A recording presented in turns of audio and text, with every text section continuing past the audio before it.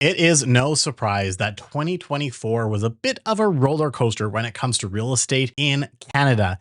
Everything from rising interest rates to suddenly midway through the year, we saw rates come down. We saw massive amounts of immigration, and now there's talk that they're going to try to reduce it. We even saw some crazy policy changes, like the fact that you can buy a house now for up to $1.5 million and not have to put 20% down. There is a lot that happened this past year. And of course, that all leads us up into this episode of the podcast. What are my predictions for 2025? I get asked this a lot. What do you think is going to happen next year? So we're going to dive into some of my predictions for 2025 and what I think might come true in the market. Now, saying that, I'm going to put a little disclaimer on this video that says that this is not by any means financial advice. And in fact, this is me just making my best guess based on the data that we have today. You are meant to do your own due diligence at the time of making your purchase or selling decisions, and you should consult with a professional in your area to make sure that you are making the best decision for yourself. This is, of course, crystal ball territory. However, if you do live in the greater Vancouver market and would like to have a conversation about what your buying or selling needs are, we are happy to have that conversation. You can head over to the link in my bio and book a 15-minute consultation so we can chat about what you're planning to do in 2025 and how we can possibly help you to get there. Let's dive right into it, shall we? This is another episode of Manning Up After Dark on the Manning Up on Real Estate podcast. And yes, it is time to do the 2025 predictions. What do I think is going to happen in the real estate market going forward in Canada? And specifically when I am talking a lot about the major cities because we do operate out of the greater Vancouver area. And I am going to break this segment up into 4 distinct sections here. First, we're going to talk about interest rates. This has been a major talking point as we have seen the rates come down from 5% to 3.25%. That is a whopping 1.75% in the last 6 months or so. So we're going to talk about what I think might happen with interest rates as we head into the new year. And we're going to talk about what some of the bank predictions are as well. The next part we're going to talk about in section 2 is, of course, immigration. We have seen a significant impact on immigration on Canadian real estate over the last several years. What is going to happen as we continue to move forward when it comes to immigration and the impact we're going to see? The next, of course, is what everyone wants to know. Section 3 is going to be on the prices. What is going to happen to prices in real estate? And again, I'm going to be talking more broadly in and around the greater Vancouver market. So make sure you look up your own market stats in the area in which you are living in, because there's no such thing as the Canadian real estate market. There is micro markets on micro markets on micro markets. And this is a generalization based on the first 2 categories. And finally, section 4, we're going to talk about some wild cards. What could possibly happen that could throw all these predictions that I'm making into absolute chaos, and who the hell knows what's going to happen. So let's dive in. Let's talk about part 1, interest rates. What's going to happen when it comes to interest rates here in Canada? To kind of preface this, we got to look back at during the pandemic, we saw interest rates absolutely drop. And you can see a video that I did recently where I actually showed the difference between inflation and the interest rates. You can check that video out right here. Now, when it comes to interest rates, what happens with interest rates has a lot to do with what's happening economically. Things like, how's the inflation rate? Where are we at with unemployment? Is there global things that we need to react to in order to make sure we stimulate? Is our GDP growing or is it shrinking? And of course, we have seen not so great economic stability over the last year. We have seen unemployment rise to 6.8%. We have seen inflation at an all-time high, but it has been coming down. And that's why Tiff Macklin has been bringing the interest rate down. We also have threats from the US of tariffs, which we're going to talk a little bit about later. All of this is going to make an impact on what's going to happen when it comes to interest rates. Now, at the beginning of the year, our interest rate, the overnight lending rate for the Bank of Canada was sitting at 5%. So that means that we are at an all-time high for recent years for the Bank of Canada rate. Banks then set their prime rate based on the Bank of Canada's overnight lending rate. And then, of course, they come up with their actual interest rates that they're going to lend out. We saw rates as high as 6.5, even 7% in some cases on a variable. Now, those have been coming down because over the last 6 months, we have seen some significant rate drops, bringing that rate down to 3.25%, meaning that the economy has not been strong. The Bank of Canada is looking at the fact that we are in my opinion, a recession. We've seen unemployment go up. We have seen our inflation drop actually to a point that's lower than when it's actually healthy. Bank of Canada sets a target to keep inflation in and around the 2%, and 1 month we saw it as low as 1.6%. Our GDP is actually down, and our growth of our economy is actually struggling a little bit, and we are seeing all of that start to play a factor. So with all that being said, I anticipate we're going to see some more rate drops throughout the year. Now, how much will it come down? That's a good question. And even some of the biggest economists for the major banks are mixed when it comes to a lot of these. I took a look at what some of the biggest banks are anticipating when it comes to where the rates are going to end for the beginning of the year. And here's what a lot of them are saying. And you can see that this is a mix. Scotiabank predicts that Bank of Canada is going to hold their rate at 3% till the end of 2026. If that's the case, that means we have one more small rate cut that's likely to happen, and then that's it. Then you have BMO that's a little bit more aggressive. BMO figures they're going to bring the rate down to 2.5 by mid 2025. That means we're looking at another 0.75 basis points cut before the middle of the year. That's a pretty significant drop when you consider that Scotiabank is saying only 0.25 over the year. Then you have CIBC that says they're anticipating it to go as far down as 2.25% by the end of the year. So that's another significant drop. That's another whole 1% drop. And then RBC, one of the most bullish that I found, they anticipate it to go down as low as 2%. So those are vastly different predictions. So with all that being said, with the banks kind of all over the map, what's my prediction? Well, my prediction is that we are indeed going to see, I would anticipate a very conservative 0.5%, just across the board throughout the year. And if we see that the economy is still struggling, they're going to need to do some things to make sure they're stimulating the buying, stimulating the job growth, stimulating the economy.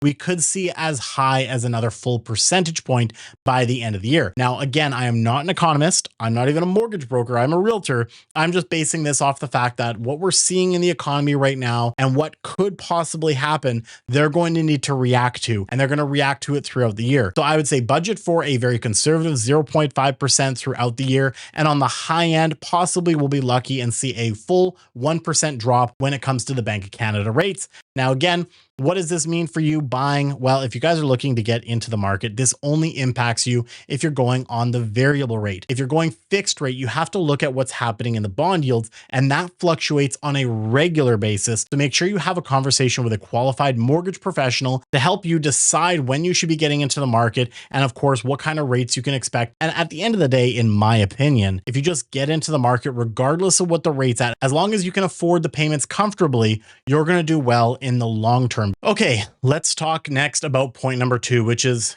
immigration. Over the last several years, we have seen immigration kind of go crazy. We brought over 1 million new Canadians in over the last year and a bit here, which has really put a significant strain on a lot of systems, not just housing in Canada, everything from healthcare to jobs to everything. A significant reason why we have such unemployment growth is due to the fact that we brought so many people, and everyone needs jobs. I've talked about it before, but we have put some ads out for jobs, and we get so many resumes in from people across the board looking for work right now. It's pretty dismal out there when you're trying to look through 300 candidates trying to find the best one for the position. All of this being said, the government of Canada has come out saying that they are going to adjust their immigration policies and bring less people in than they have in the past. In fact, their target for 2025 is to cap it at around 395,000 new people. Now, this doesn't include student visas. This is PRs, people moving and immigrating into the country. However, they have said that they're actually looking to limit the number of visas for students they're going to be offering as well, making sure that they put some checks and balances because they went a little crazy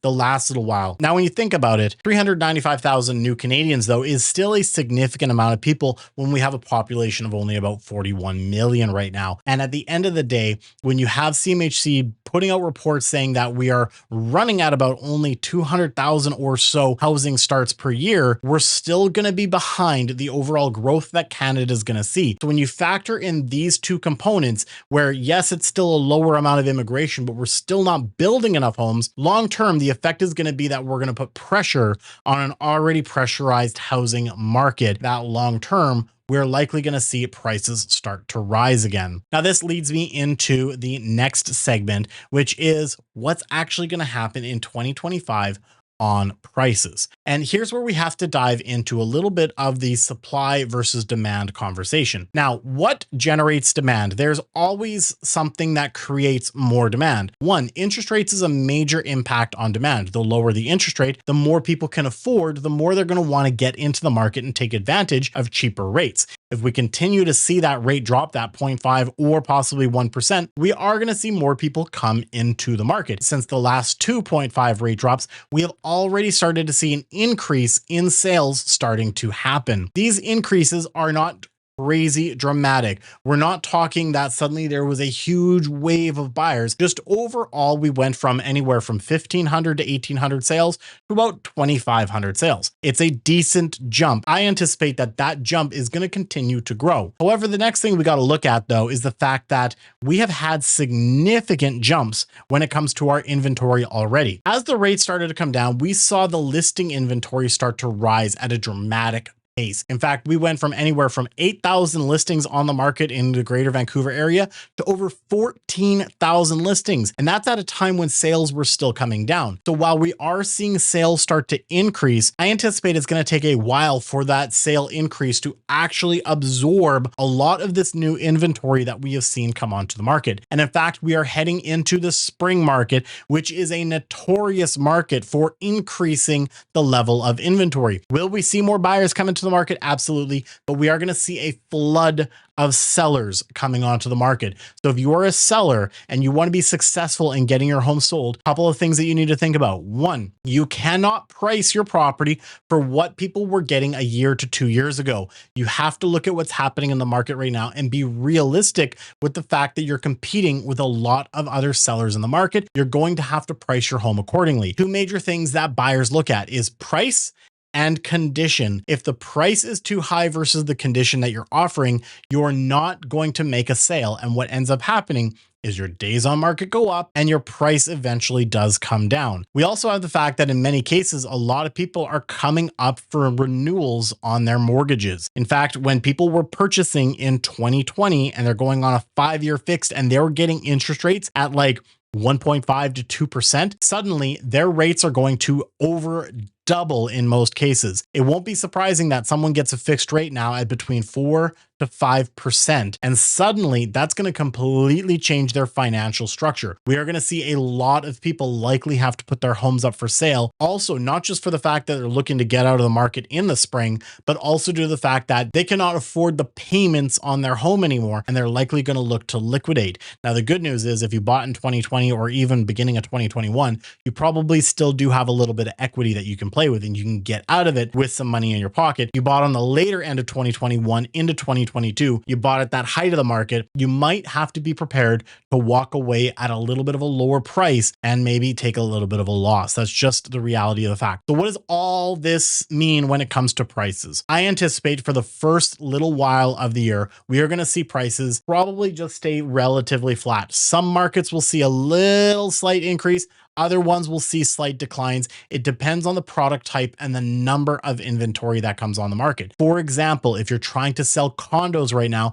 especially if you bought a pre-sale and you're trying to sell it as an assignment, don't anticipate to make a significant amount of money. If you can sell your condo and recoup your deposit as an assignment after expenses, you're winning in the market right now. If you're thinking about trying to make money on your deposit, there's a high likelihood you're not going to do that. So you're better off being prepared to close and hold on to that property for a couple of years to ride it through. If you're in some markets that have less inventory or less competition overall, like some detached markets, you might see the prices start to go up very slightly. Again, this is all crystal ball territory, and we're going to have to watch how the market plays out throughout the year. Be very specific. I think that we're going to see a fairly flat year, some declines, some increase, depending on the product type that you're looking to sell and the overall inventory that's in that market. And lastly, when we talk about part number 4 here, which is the wild cards, there are a couple things that I'm going to talk about. I'm not going to spend too much time in this segment because this is where we can get into like tons of different conspiracy theories. That's where we can kind of really go down the rabbit hole. But there's 2 things I want to talk about. One, US President, incoming President Trump is talking about a 25% tariff when it comes to Canadian exports. That is pretty freaking huge. So if that does happen, the Bank of Canada is going to have to react immediately, and the government of Canada, and we're likely to see them actually bring those rates further down, try to stimulate extra spending, stimulate extra growth in the economy, because that's going to put a lot of pressure on Canada's GDP and really just kind of create a big pressure cooker. So that could cause rates to come down and could cause things to be a little tougher here in Canada for a while. But of course, if they bring rates down, well, that eventual impact will be that buyers might start getting stimulated and they might start going into the market. The other major thing is, when the fuck are we going to have an election? There's been a lot of talk right now. Obviously, we are heading into an election sometime this year. The real impact is going to be when. Are we going to wait till October when it is actually scheduled? Or will we suddenly see Jagmeet Singh vote no confidence? You know, he probably hits his pension at some point and says, you know what? Now's the time to oust the government. Trudeau is out. Let's call an election. Maybe we'll do an election in February or March. We don't really know, but this will have an impact on real estate in Canada, on the market in general, because depending when that election happens and we get a new government in place, they're going to start to make policy changes, and those policy changes will have an effect anywhere from 3 to 6 months down the line. So if we are waiting till October to have an election, we're going to see changes in 2026. If we have an election at the beginning of the new year in 2025, we will see by the end of 2025 radical changes in our real estate kind of economy. Because again, different governments are going to bring in different policies that they think are going to help with the real estate market. And some of these policies could help, and other ones could put more pressure on the system that we already have. So it's really to be seen what happens with these two major wild cards throughout 2025. So that's it. That is my predictions for 2025. And again, as I mentioned at the beginning, it's up to you to do your own due diligence and make sure you're making the right choice for your family, for yourself, for your finances when you're thinking about buying, selling, or investing. If you're in and around the greater Vancouver market, of course, our team is happy to have a consultation with you, have a chat and see where you're at and what is the best move for you when it comes to buying, selling, or investing. And of course, everything that I said here is just a prediction. It is just a crystal ball reading. You, again, do your own due diligence. Thanks so much for watching this video. If you haven't already subscribed, go down, hit that subscribe button. Make sure you guys don't miss another episode. If you're listening to the podcast, of course, subscribe on Spotify or on Apple. Give me a rating on those platforms as well. That really helps out the Spotify algorithms to show this to more places. And of course, like this video, comment below, what are some of your predictions for 2025? And with that being said, this is our last podcast of 2024. Happy New Year, everyone. We'll see you in 2025. Take care.